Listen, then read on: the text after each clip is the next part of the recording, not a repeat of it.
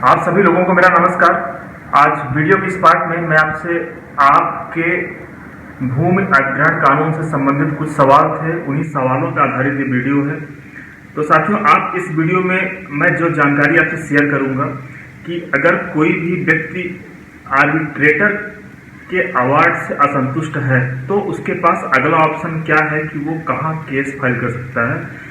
Arbitrator के award को set aside करने के लिए, निरस्त करने के लिए कहाँ एप्लीकेशन फाइल कर सकता है, किस क्षेत्र में एप्लीकेशन फाइल करना होगा और कितने दिनों के अंदर वो एप्लीकेशन फाइल करना होगा। मीन्स की टाइमलाइन क्या है, हमारे कानून में क्या समय सीमा निर्धारित की गई है। अगर आप आर्बिट्रेटर के अवार्ड से असंतुष्ट हैं तो कितने दिनों के अंदर आप केस को फाइल कर सकते हैं। साथियों, हमने जितने भी वीडियो अपलोड किए हैं, आप लोगों ने काफ़ी सारे वीडियो देखे और उसके आधार पे आप लोगों ने मुझसे सवाल किए। उन सवालों के आधार पे मैं अलग अलग तरह से वीडियो अपलोड कर रहा हूँ। उसी कड़ी में ये वीडियो है। इसके अलावा आगे भी आप लोगों को जो सवाल हैं, जो मुझे लगा कि वो आप लोगों को जानना जरूरी है, हो सकता है कि कुछ जानकारी के अभाव में आप मुआवजे से असंतुष्ट हैं और आपको जो मुआवजा मिलना चाहिए, जिस मुआवजे के आप हकदार हैं, आपको वो मुआवजा नहीं मिल पाया है। तो मैं इसी तरह वीडियो आपसे शेयर करता रहूंगा। आप इसको देखते रहें और इसको सब्सक्राइब भी करें ताकि मेरे जो भी वीडियो रहे आपको नोटिफिकेशन के जरिए उनकी सूचना तक पहुंचती रहे। तो साथियों, शुरू करते हैं। हमने जैसा आपको पिछली वीडियो में बताया था कि अगर मान लीजिए कि आपकी जो जमीन का अधिग्रहण है वो नेशनल हाईवे एक्ट के अंतर्गत किया जा रहा है, उस कंडीशन में जहां भी आपने देखा होगा, जहां भी नेशनल हाईवे के या तो उसके कंस्ट्रक्शन के लिए जमीन एक्वायर की जाती है या फिर उसको वाइडनिंग करने के लिए, उसको चौड़ा करने के लिए जहां पे जमीन एक्वायर की जाती है, उस कंडीशन में आपके पास जो केस फाइल करने का ऑप्शन होता है वो होता है कि अगर आप लैंड एक्विजिशन ऑफिसर के अवार्ड से असंतुष्ट हैं, जिसने पैसा दिया है, तो आपके पास जो पहली रेमेडी होती है कि आप जाइए आर्बिट्रेटर के पास। सेक्शन 3G सबसेक्शन 5 के अंतर्गत, नेशनल हाईवे एक्ट 1956 के अंतर्गत। अमूमन हमने जहां तक अभी तक देखा है, जो मेरा एक्सपीरियंस है कि इस तरह जितने भी आर्बिट्रेटर अपॉइंट किए जाते हैं वो सारे सेंट्रल गवर्नमेंट के द्वारा अमूमन कमिश्नर को अपॉइंट किए जाते हैं। कुछ जगह पे कमिश्नर होते हैं, कुछ जगह पे असिस्टेंट कमिश्नर होते हैं। वो स्टेट बाय स्टेट वेरी करता है। जैसे मैं बात कर रहा हूँ मध्य प्रदेश से, तो हमने जहां भी देखा है तो हर जगह पे कमिश्नर को ही केंद्र सरकार के द्वारा आर्बिट्रेटर अपॉइंट किया जाता है और उसी को अथॉरिटी होती है कि अगर कोई व्यक्ति नेशनल हाईवे एक्ट का जो कंपनसेशन दिया गया है उससे अगर उस अवार्ड से असंतुष्ट है तो उसके पास वो जा सकता है।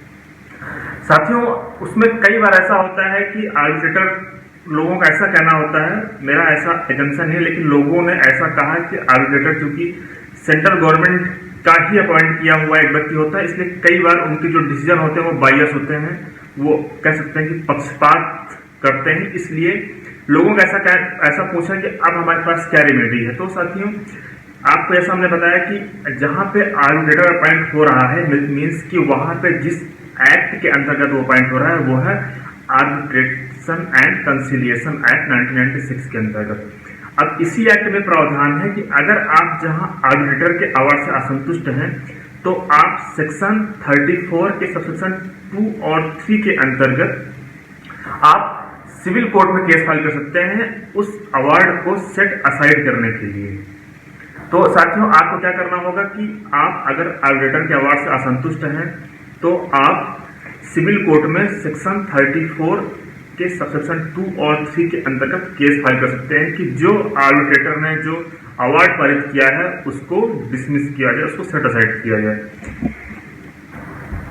अब साथियों, दूसरा जो सवाल है कि इसे हम कहां फाइल करना है, हमें किस सिविल कोर्ट में फाइल करना होगा। अब देखिए, यहाँ पे दो चीजें हैं। पहला ये है कि कॉज ऑफ एक्शन कहां अराइज हो रहा है, दूसरा ये है कि जहां पे आर्बिट्रेटर है क्या वहां पे केस फाइल करना होगा या फिर जहां आप रह रहे हैं, जहां आपकी जमीन है, उस कोर्ट में केस फाइल करना होगा।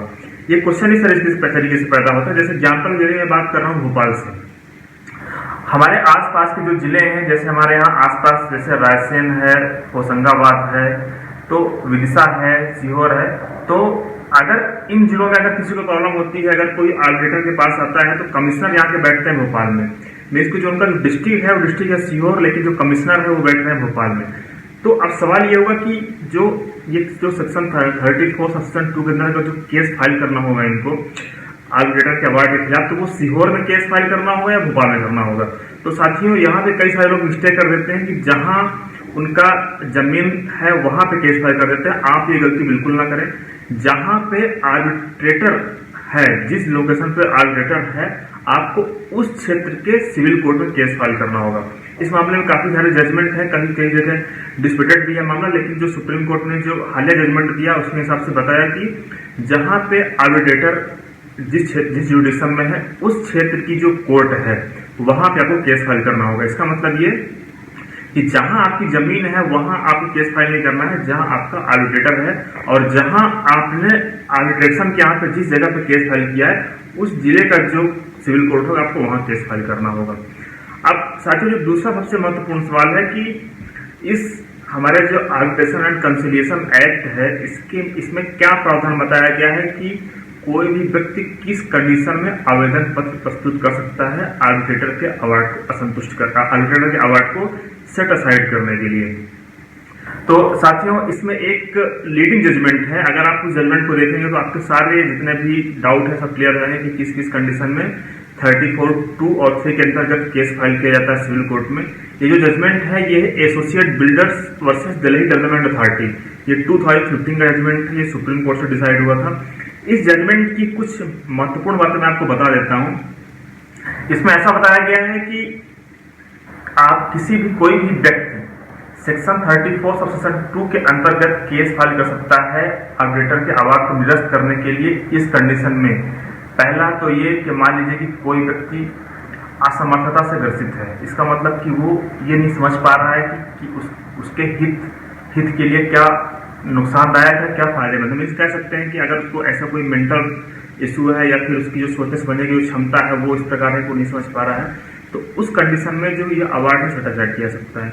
दूसरी कंडीशन है कि जहां पे ऐसा कोई अवार्ड पारित किया गया है जो हमारे जितने भी कानून है किसी कानून के हिसाब से वो उसका उल्लंघन है, मतलब ऐसा कोई कह सकते हैं कि ऐसा कोई एग्रीमेंट हो ही नहीं सकता है हमारे किसी कानून के हिसाब से, और वहां पे कोई ऐसा एग्रीमेंट हुआ और उसमें आर्बिट्रेटर ने अवार्ड पारित कर दिया। तीसरा है कि जहां मान लीजिए कोई व्यक्ति खुद प्रस्तुत ना हो सका हो, अपनी बात प्रस्तुत ना कर सका हो, या फिर कह सकते हैं कि उसे कोई जानकारी न दी गई हो आर्बिट्रेशन के बारे में, इस प्रोसेस के बारे में, ना तो उसे कोई सूचना दी गई हो कि उसका केस आर्बिट्रेशन के अंतर्गत हैंडल किया जा रहा है, मतलब कह सकते हैं कि उसको सुनने का मौका ही ना दिया, और उस कंडीशन में भी किया ऐसा हो सकता है कि अवार्ड को सेट असाइड कर सकते हैं। इसके अलावा ऐसा है कि जहां पे हो सकता है मान लीजिए कि जो आर्बिट्रेशन का जो अवार्ड दिया गया है वहां पे उनके पास अधिकारिता ही नहीं है इस तरह के अवार्ड देने की, मीन्स कि उन्हें पावर ही नहीं है इस तरह के अवार्ड पारित करने की, वहां पे इन्होंने अवार्ड पारित कर दिया है। अब साथियों जो अगली बात बताई गई है यहाँ पे कि जब कोर्ट सेक्शन 34 सबसेक्शन 2 के अंतर्गत जब फैसला लेता है इस बात के लिए कि अवार्ड को सेट असाइड करना है, तो उसे मुख्यतः दो चीजों को देखना होता है। पहला तो ये कि क्या आर्बिट्रेटर ने जो अवार्ड पारित किया है कहीं ऐसा तो नहीं कि उसके पास वो अपने अधिकारता से बाहर कर दिया हो, उसके पास पावर ही नहीं हो वो अवार्ड पारित करने के लिए, लेकिन उसने अवार्ड पारित कर दिया हो। दूसरा ये कि वो कहीं किसी लोक नीति की विरुद्धता नहीं है। भारत की लोक नीति का मतलब है कि मान लीजिए कि ऐसा कोई अवार्ड पारित नहीं करते जिससे भारत की कह सकते हैं कि जो पॉलिसी है जो नैतिकता है उसको कहीं नुकसान पहुंच रही है, या फिर कह सकते हैं कि कोई जो अवार्ड पारित किया है वो किसी तरीके से अवैध है, या फिर कह सकते हैं कि वहां पर कुछ ऐसी बातें बताई गई हैं जो हमारी जो प्राइवेसी है उसको भंग कर रही है। तो इस प्रकार से कह सकते हैं ये लोक नीति के विरुद्ध माना गया है। ये जितनी हमने आपको कंडीशन बताई हैं ये सारी परिस्थितियां बताई गई हैं हमारे आर्बिट्रेशन एंड कंसिलिएशन एक्ट में कि इस कंडीशन में एप्लीकेशन फाइल किया जा सकता है और उसको सेट असाइड किया जा सकता है कोर्ट के द्वारा। अब आपको हमने जो अगली बात बताई कि ये कितने दिनों के अंतर्गत आप फाइल कर सकते हैं। इसमें साथियों कई बार लोग गलती करते हैं कि उन्हें ऐसा लगता है कि आर्बिट्रेशन का अवार्ड अगर उनके फेवर में नहीं आया है, अगर उनके अगेंस्ट है, तो वो साल 2 साल 3 साल बाद कर देंगे। लेकिन साथियों उसमें हमारा जो आर्बिट्रेशन एंड कंसिलिएशन एक्ट का जो सेक्शन 34 सबसेक्शन 3 है ये इसके बारे में स्ट्रिक्ट कह सकते हैं कि प्रोविजन है कि आपको इसमें 3 महीने के अंतर ही आपको इसके ऐसा एप्लीकेशन फाइल करना होगा सिविल कोर्ट में कि इस अवार्ड को सेट असाइड किया जाए, और उसके बाद कोर्ट चाहे तो 30 दिन का टाइम और एक्सटेंड कर सकती है कि हाँ ठीक है, आप अगर कोई आप इसके लिमिटेशन के लिए कोई एप्लीकेशन फाइल कर रहे हैं कि नहीं, आपको टाइम दिया जाना चाहिए, आपके पास कोई वैलिड रीजन है कि आप 3 महीने में प्रस्तुत नहीं कर पाए, तो आपको 30 दिन का टाइम और दिया सकता है। इस बारे में थोड़ा सा हम देख लेते हैं कि हमारे कानून में क्या बताया गया सेक्शन 34 सेक्शन 3 में। साथियों, ये इसमें बताया गया है कि that an application for setting aside may not be made after 3 months have elapsed from the date on which the party making the application had received an arbitration award, and if the request has been made under section 3 from the date on which the requested had been deposed by the arbitral tribunal, provided that if the court is satisfied that the applicant was prevented by sufficient cause by making the application given the said period of 3 months, it may entertain the application within a further period of 30 days but not thereafter।